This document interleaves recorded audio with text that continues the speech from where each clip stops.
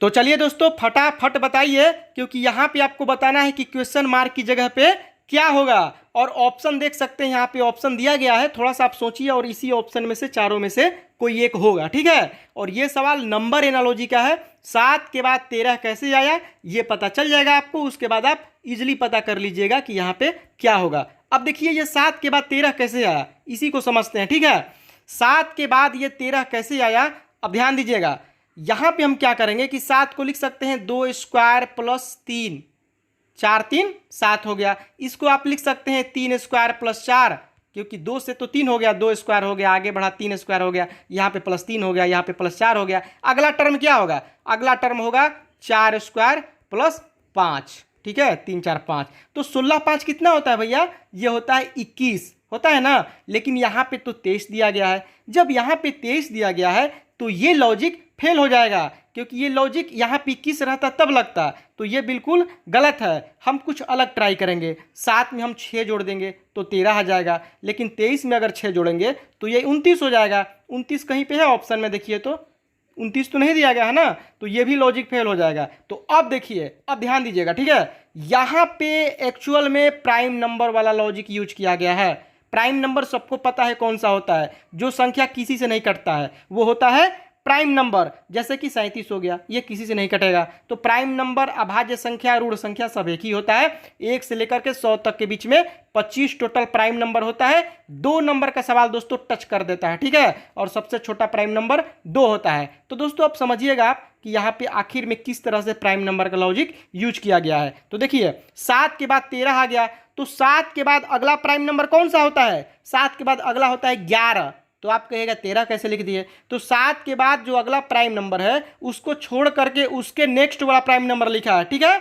7 के बाद 13, देखिए 2 होता है ना, 2 होता है, 3 होता है, 5 होता है, 7 होता है, 11 होता है, 13 17 19 23 29 ऐसे ही होता है प्राइम नंबर। अब देखिए 7 के बाद 11 बीच में गैप कर दिया, तो 23 के बाद अगला प्राइम नंबर कौन सा होगा, 29 होगा दोस्तों। 29 किसी से नहीं कटता है, 1 से कटेगा नहीं तो खुद 29 से ही कटेगा। उसके बाद कौन सा प्राइम नंबर है, 31 है। यानी कि आपका ऑप्शन नंबर सी बिल्कुल राइट हो जाएगा। एक ठो यहाँ पे प्राइम नंबर का गैपिंग है, जैसे यहाँ पे 11 का गैपिंग है ना, यहाँ पे 29 का गैपिंग है, अगला हो जाएगा 31, ठीक। तो चलिए बढ़ते हैं, 13 भी प्राइम नंबर है, तो यहाँ पे ऑप्शन सी राइट हो गया।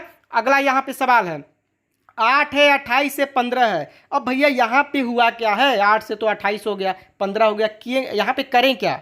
देखिए यहाँ पे 2 क्यू तो आप लिख सकते हैं, इसको 2 क्यू लिख दिया, ठीक है। यहाँ पे 3 क्यू लिख देंगे तो 3 को नतीजा 27 हो जाएगा, प्लस 1 कर देंगे तो 2 क्यू 3 क्यू प्लस 1। और यहाँ पे 15 को क्या लिखेंगे, 15 को आप क्यू में नहीं लिख सकते हैं, 3 क्यू करेंगे तो आपको 27 हो जाएगा, 2 क्यू करेंगे तो 8 हो जाएगा। तो बीच में भैया ये 15 फंसा हुआ है, तो 15 का तो कुछ होगा नहीं।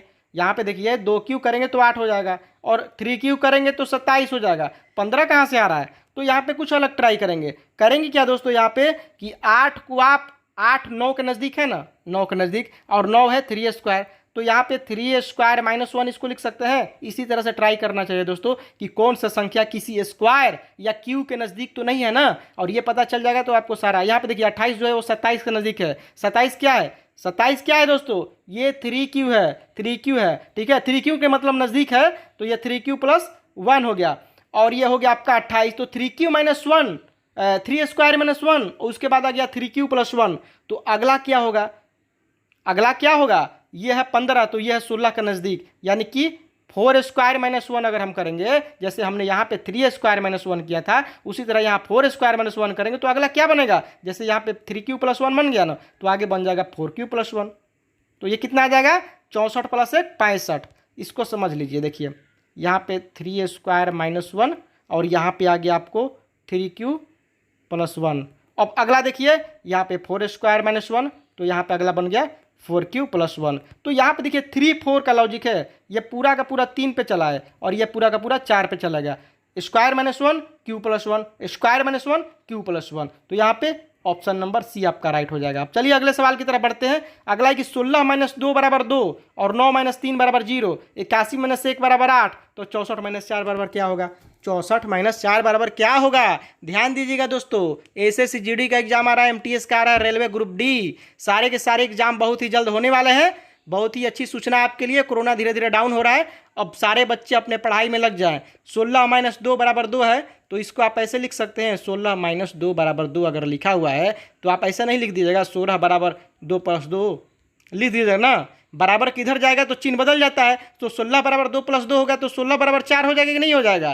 तो 4 को स्क्वायर कर दीजिए, 4 स्क्वायर बराबर 16। उसी तरह से यहाँ पे यही लॉजिक यूज किया गया है। 9 माइनस 3 बराबर 0 है ना यहाँ पे, तो 9 बराबर 3 आप लिख सकते हैं। जब आप बराबर किधर जाएगा तो माइनस से प्लस हो जाएगा, और बराबर 3 हो गया तो 3 को स्क्वायर कर दीजिए, तो इधर भेज करके स्क्वायर कर देना है। इसी तरह से यहाँ पे 81 माइनस 1 बराबर 8, तो 81 बराबर 8 प्लस 1 यानी कि 9, 9 स्क्वायर हो गया।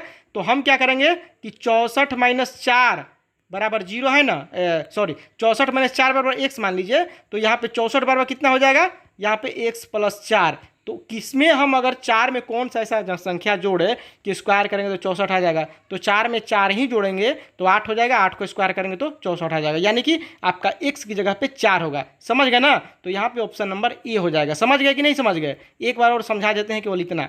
देखिए 64 माइनस 4 बराबर हमने क्या किया, x मान लिया, ठीक है। तो 64 बराबर x प्लस 4 होगा कि नहीं होगा, x प्लस 4, तभी ना जाकर के स्क्वायर करेंगे यहाँ पे। तो यहाँ पे x की जगह पे हम 4 रखेंगे तभी तो स्क्वायर करेंगे तो 64 आएगा। तो यहाँ पे आपका ऑप्शन नंबर ए राइट हो जाएगा। ठीक, समझ गए ना।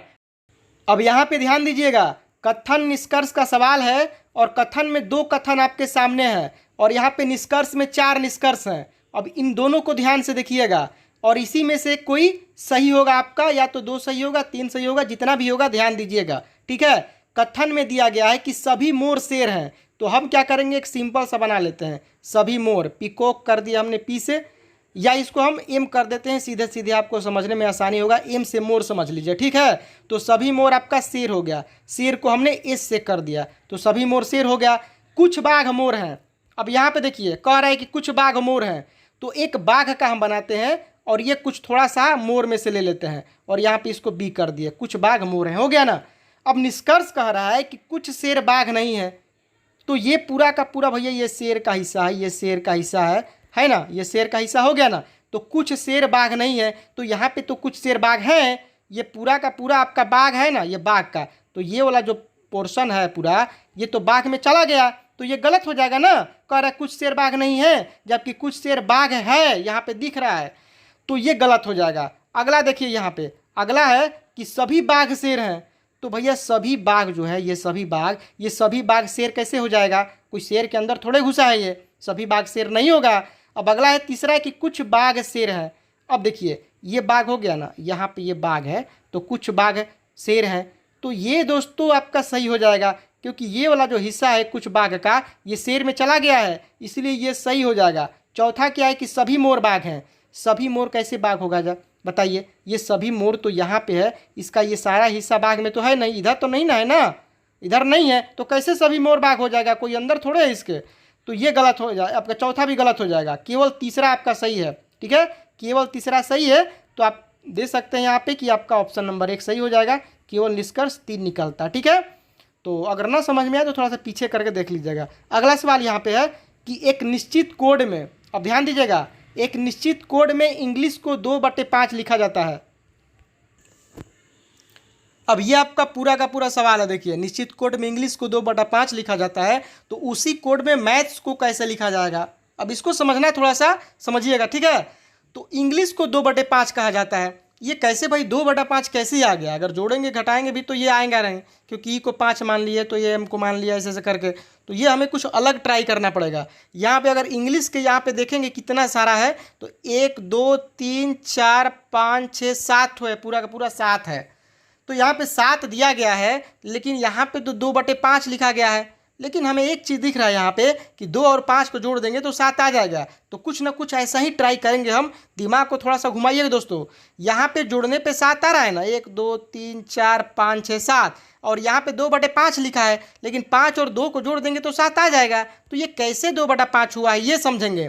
तो देखिए आपको पता होगा अल्फ़ाबेट में टोटल 26 लेटर होते हैं, टोटल अल्फ़ाबेट में 26 लेटर होते हैं, जिसमें से 5 वोवेल होता है और 21 कॉन्सोनेंट होता है। बस यही लॉजिक यहाँ पे यूज किया गया है। इसमें कितना वोवेल है, ए ई आई ओ यू, 5 ठो वोवेल होता है ना, तो 1 ठो ई वोवेल हो गया और एक हो गया आई, इसके बाद कोई भी वॉयल इसमें नहीं है। तो वॉयल जितना है उसको ऊपर लिख दिया, ठीक है। और उसके बाद कॉन्सोनेंट बच गया, तो एन कॉन्सोनेंट है, जी है, इसके बाद आपको एल है 3 और यहाँ पे E N G L S H, तो 5 हो गया ना, तो 2/5 हो गया। इसी तरह से मैथ्स को देखेंगे, इसमें वॉयल कौन सा है, एक ए है, ठीक है, केवल एक वॉयल है, तो वॉयल ऊपर रहेगा और नीचे में 1 2 3 4, 1/4 हो जाएगा, ठीक है। तो यहाँ पे 1 2 3 4, तो ये आप बी हो जाएगा, ठीक है। तो इसको समझ गया ना, तो यहाँ पे ऑप्शन नंबर बी आपका राइट हो जाएगा, 1/4। तो वीडियो अच्छा लगे तो लाइक जरूर कर दीजिएगा और चैनल को सब्सक्राइब कर लीजिएगा। तो अभी के लिए बस इतना ही, मिलते हैं आपसे नोट के साथ, तब तक इजाजत दीजिए। जय हिंद, जय भारत।